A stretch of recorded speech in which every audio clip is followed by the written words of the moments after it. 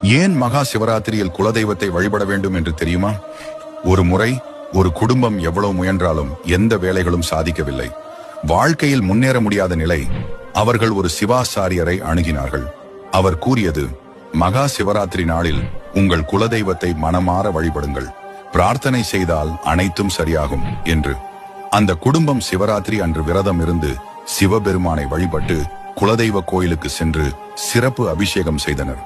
அதன் பிறகு அவர்கள் வாழ்க்கையில் அதிர்ஷ்டம் மழை போல் பொழிந்தது.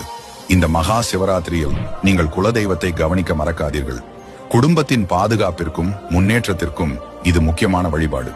இந்த தகவல் பிடித்திருந்தால் சப்ஸ்கிரைப் செய்ய மறந்துடாதீங்க.